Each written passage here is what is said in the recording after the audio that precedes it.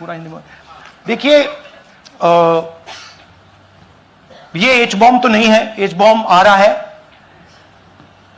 Hydrogen bomb आ रहा है। ये एक और उदाहरण है वोट चोरी का। पिछली बार मैंने आपको एडिशंस के बारे में बताया था, ये हम आपको डिलीशंस के बारे में दिखा रहे हैं, और सबूत के साथ हम आपको दिखाएंगे कि ये जो डिलीशंस हुए हैं ये सेंट्रलाइज तरीके से कॉल सेंटर के प्रयोग करके, सॉफ्टवेयर के प्रयोग करके किए गए हैं।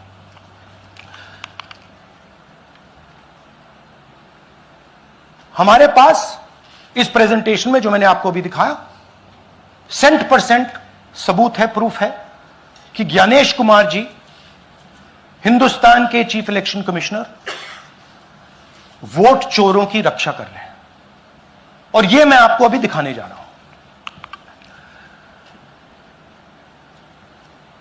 हर इलेक्शन में हमें रिपोर्ट आती थी कि वोटर्स डिलीट हो रहे हैं,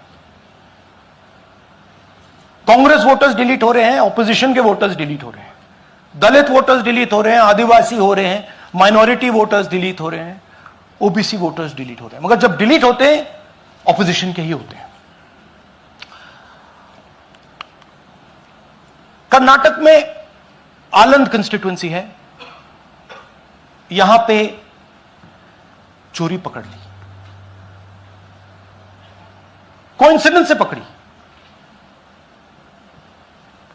वहां की जो बीएलओ थी उसने देखा कि उसके रिश्तेदार को डिलीट कर दिया गया था। जैसे चोरी पकड़ी जाती है, कोई छोटी सी गलती हो जाती है, हाथ आ जाती है। आलंद में 6018 वोटर्स डिलीट हुए, उसमें से इनकी रिश्तेदार थे। उन्होंने पता लगाया कि मेरे रिश्तेदार को डिलीट किसने किया। पता लगा कि पड़ोसी ने रिश्तेदार को डिलीट किया। बीएलओ ने जाके पड़ोसी से पूछा कि भाई आपने मेरे रिश्तेदार को क्यों डिलीट किया। पड़ोसी ने कहा मैंने तो नहीं किया।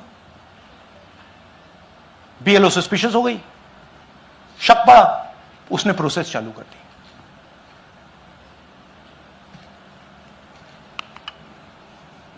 पता क्या लगा कि कोई ना कोई, किसी ने आलंद में वोटर डिलीशन सिस्टमैटिकली ऑर्गेनाइज तरीके से, सेंट्रलाइज तरीके से किया। हमें यह नहीं मालूम कि आलंद में कितने वोटर डिलीट हुए, क्योंकि इससे बहुत ज्यादा हो सकते हैं। 6000, तकरीबन 6000 पकड़े गए, उस पर इन्वेस्टिगेशन हो गया। क्या पता लगा कि फाइलिंग ऑटोमेटिकली ऑनलाइन हो रही है। मोबाइल नंबर्स कर्नाटक के नहीं यूज हो रहे, मोबाइल नंबर्स दूसरी स्टेट्स के यूज हो रहे हैं। इनफैक्ट कर्नाटक के नंबर थे ही नहीं उसमें। मतलब आप दिल्ली में बैठे डिलीट कर रहे हो, आपका नंबर तमिलनाडु का है।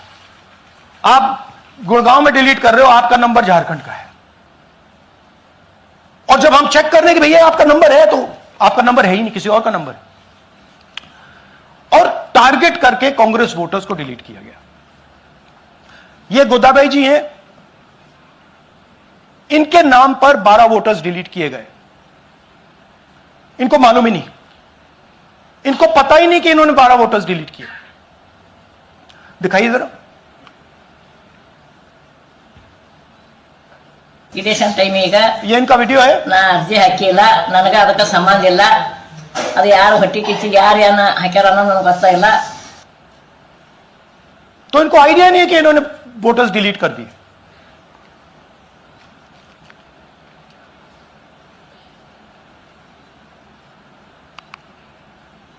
ये सारे के सारे जो नंबर्स हैं, ये कर्नाटक के नंबर्स नहीं है, ये अलग अलग स्टेट्स के नंबर्स हैं। और इन नंबर्स को आप फोन करके देखिए, रिप्लाई नहीं आता है।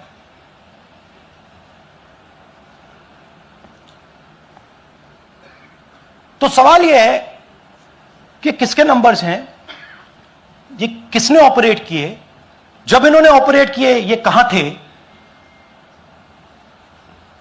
आईपी एड्रेस क्या था, ओटीपी कैसे जनरेट हुआ, कहां गया, यह सवाल है। यह दूसरा उदाहरण, सूर्यकांत जी जो अभी स्टेज पे आए थे, इन्होंने 12 वोटर्स को 14 मिनट में डिलीट कर दिया। आप फॉर्म भरने की कोशिश कीजिए, डिलीशन फॉर्म भरने की कोशिश कीजिए, देखिए। और जब हमने इनसे पूछा कि भैया आपने ये कैसे किया, वो कहते हैं मैंने तो नहीं किया, मैं तो जानता ही नहीं हूं।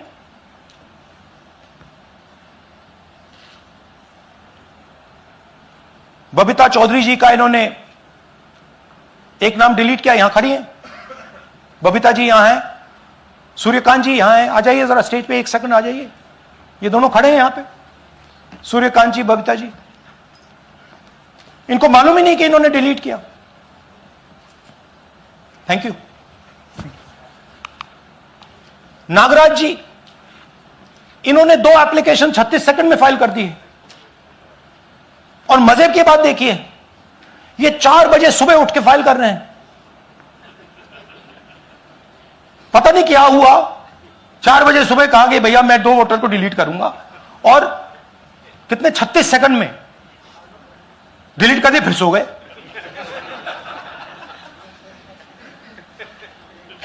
हमारी माइंड में पहले सवाल था कि क्या इलेक्शन कमीशन भी सो रहा है, मगर नहीं, सोया कोई नहीं है, जगे हुए हैं, सिस्टमैटिकली मदद हो रही है।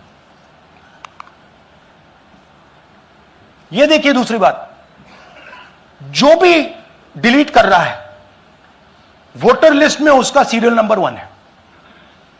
मतलब जो भी वोटर लिस्ट में पहले नंबर पे आता है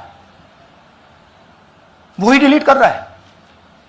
5वें नंबर वाला, 7वें नंबर वाला, 10वें वाला कोई नहीं कर रहा। तो हो क्या रहा है, सॉफ्टवेयर से यह काम किया जा रहा है। सॉफ्टवेयर प्रोग्राम कह रहा है पहला नाम निकालो और इसका प्रयोग करके डिलीट करो। टारगेटेड डिलीशंस हो रहे हैं। कांग्रेस पार्टी पर आनंद में अटैक किया, टॉप 10 बूथ्स जहां सबसे ज्यादा कांग्रेस की स्ट्रेंथ थी वहां टारगेट किया, और 2018 में पिछले इलेक्शन में 10 में से 8 बूथ कांग्रेस पार्टी जीती थी, और इन 8 में से इन्होंने 6000 लोग उड़ाने की कोशिश की। ये कोइंसिडेंस नहीं था, ये प्लान था, और ये सेंट्रलाइज तरीके से किया जा रहा है। अब मैंने बहुत बड़ी बात बोली, चीफ इलेक्शन कमीशन के बारे में मैंने बोला कि यह व्यक्ति वोट चोरों की रक्षा कर रहा है। जो भी मैं यहां बोल रहा हूं 100% प्रूफ के साथ, सबूत के साथ बोल रहा हूं, और मैं अभी आपको दिखाना चाहता हूं कि मैं ये शब्द क्यों बोल रहा हूं और किस बेसिस पे बोल रहा हूं।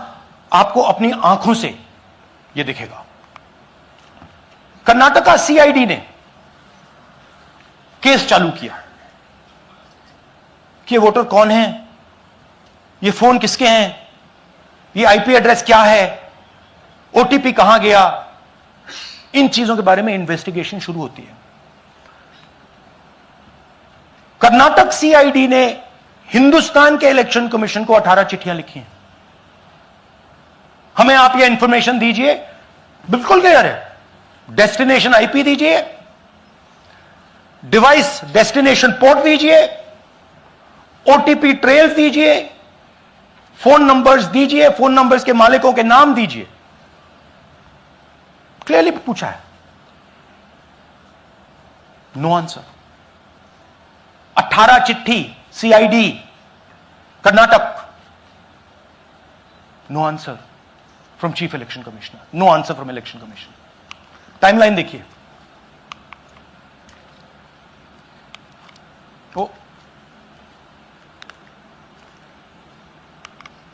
ओके, फरवरी 23 में इन्वेस्टिगेशन शुरू होती है।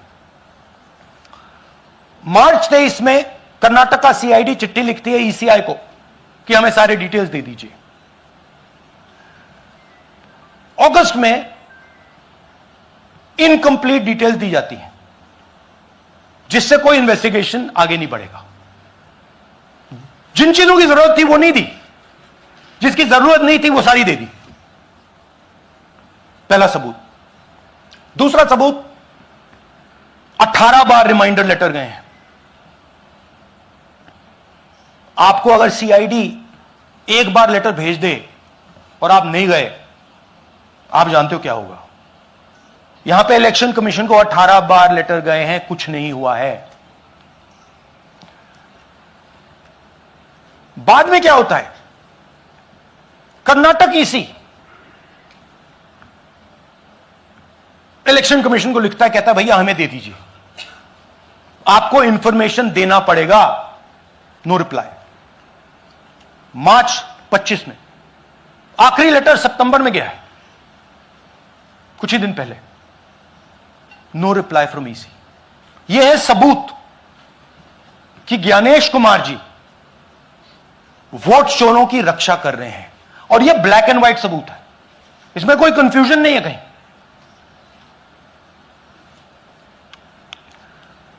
तो सवाल उठता है, ये है कौन जो सेंट्रलाइज तरीके से कॉल सेंटर के प्रयोग से, सॉफ्टवेयर से अलग अलग प्रदेशों में वोट डिलीट कर रहे हैं, ऐड कर रहे हैं। इलेक्शन कमीशन जानता है, ज्ञानेश कुमार जी जानते हैं। अच्छा, ये सिर्फ आनंद में नहीं हुआ, ये अलग अलग कंस्टिट्यूएंसीज में हुआ है। आनंद में लीगल प्रोसेस चालू हो गई, पकड़ लिया।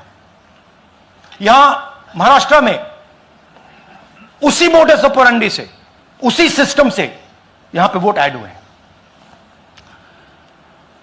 आनंद में डिलीट, रजौरा में एडिशन। 6850। आपको याद होगा पिछले प्रेजेंटेशन में मैंने आपको नाम दिखाए थे, ये देखिए वही नाम यहां है। वही सिस्टम महाराष्ट्र में चल रहा है जो कर्नाटक में चल रहा था। नाम वैसे ही है, JW JW JW, पता वैसा है JW JW, नाम यू ऐसे किसी ने टाइप करके लगा दिया। तो जो ये काम कर रहा है, ये उत्तर प्रदेश में, हरियाणा में, बिहार में, कर्नाटक में, महाराष्ट्र में वही कर रहा है।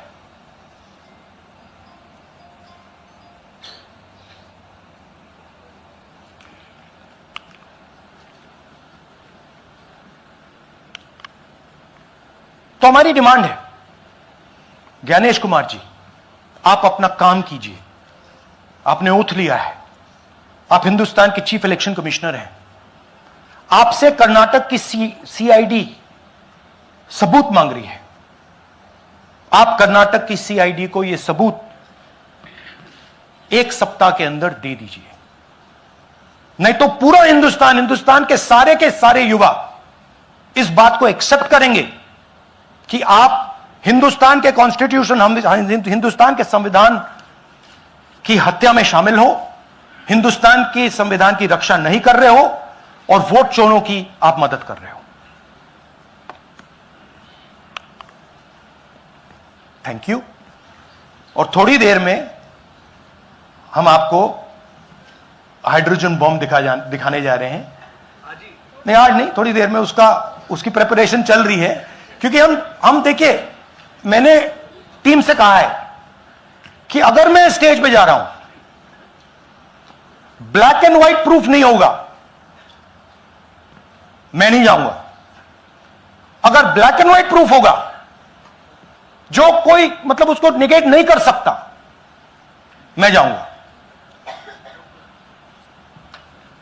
मैं देश के कॉन्स्टिट्यूशन की रक्षा कर रहा हूं, संविधान की रक्षा कर रहा हूं, मैं लोकतंत्र की रक्षा कर रहा हूं, और मैं सच्चाई आपके सामने रख रहा हूं। बहुत बहुत धन्यवाद। नमस्कार। जय हिंद। सर 3 सवाल